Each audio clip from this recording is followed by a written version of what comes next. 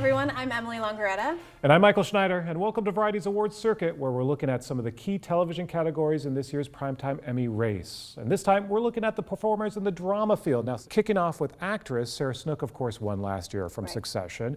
So interestingly, none of last year's nominees are even eligible. Their shows are either done or they're just not on the air from this past year. So that means that everyone who's a contender was not even nominated last year. It's nice to have some new faces. Yeah, or some returning faces that their shows have been off for a few years, but they're back. But some of the front runners include Imelda Staunton from The Crown.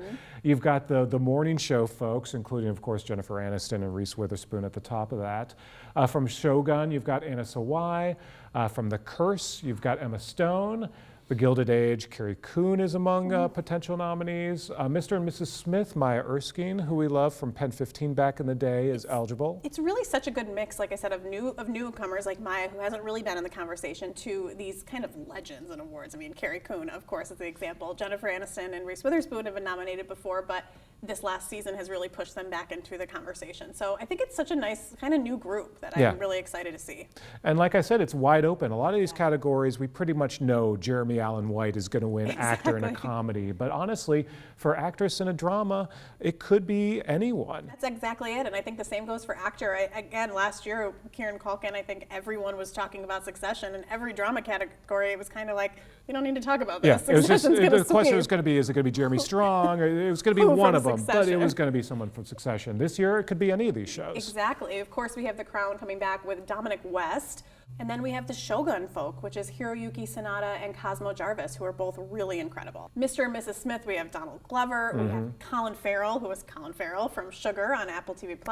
We have Walton Goggins from Fallout, which Let's give some shout-outs to Walton Goggins, who, you know, we've loved him through the years and Justified and so many shows. I mean, he's just a utility player, and for him to do lead now in Fallout is killer. Really, and that show is doing so well right now. Talk about a surprise if maybe Walton Goggins was able to sneak in. I would really love to see Walton Goggins sneak in. And the last person we have to mention is Nathan Fielder for The Curse. He also created the series with Benny Safdie. And it's Nathan Fielder. He's so great on screen. But he is the driest comedian out there. So in some ways it makes sense that he's finally in a drama field. Of course. But you know, everything that he's done has been so wry and so fascinating. And the fact that he's now a front runner in the drama space is incredible. What a combination of different kinds of actors and different showing their skills. I think I kind of want to just go back and also mention Colin Farrell again for Sugar. Oh yeah. Such a different story. If you haven't seen it, I won't reveal the twist, but there's a crazy twist halfway through that it turns into a series you never saw it coming. So I think he is someone that people love Colin Farrell for many years. Yeah, it's a fascinating category because, you know, The Crown is probably a front runner, so Dominic West automatically, he's front and center. But then the Shogun folks, now that Shogun is in the drama race, you've got some really fresh faces that could potentially come in and steal it. And that could be really fun and interesting to see too. All right, let's turn our attention now to supporting actress. Again, last year's winner is Jennifer Coolidge, not eligible this year. She'll be missed. Not only is there no White Lotus this year, but there's no more character as well. So R.I.P. Jennifer Coolidge. She's fine. Jennifer Coolidge is fine. But for our supporting actress category, Elizabeth Debicki, who also already won the Globe for supporting actress and won SAG as well for Best Actress, since they don't have a supporting category there. Definitely a front runner, if there is a front runner in any of these categories.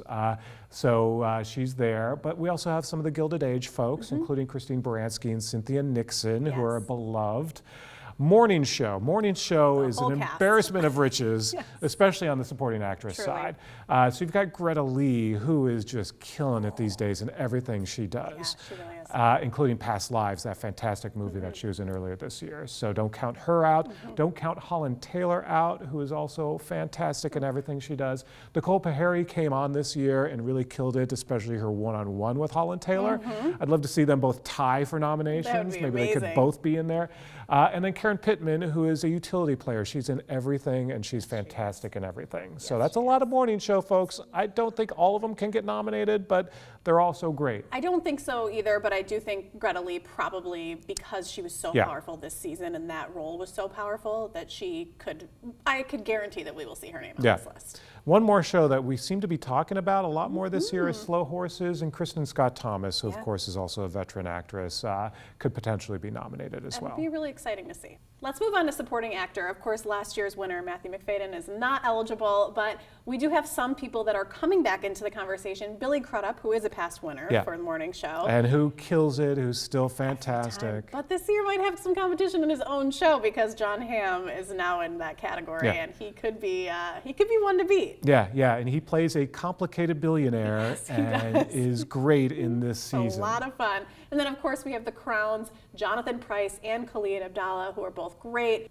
And Shogun's Tadanobu Asano, who is really, really great. Of course, the Gilded Age, Nathan Lane, who I think his name just comes up in every Yeah, category. Nathan Lane is like John Hamm. He does just show up everywhere He really and is everywhere. manages to oftentimes not only get nominated but win. Yes. And he was great, of course, in the Gilded Age. And then, like you said, Slow Horses is really, really trying to be part of the conversation this year in a great way with Jack Lowden. Yeah. To get that nomination. And then one more name to mention on Loki I was gonna is leave you Ke this Huy one. Kwan, who of course won the Oscar for course. Everything Everywhere All at Once, and is continuing to do some great work. Of course, we still love him from The Goonies. And he's so beloved. I think he's overall so beloved. So that Yeah. could really put him and maybe even Loki more into the conversation. So where do we end on this category? Oh man, I think this is such a tough one. I want to say that John Hamm and Billy Crudup are going to go head to head, and I'm really excited about that. Yeah. No, we're going to have multiple nominations for a number of people Yes. in these categories. A lot so. of really great actors on the supporting and lead roles. All right, I think we're going to have to leave it there.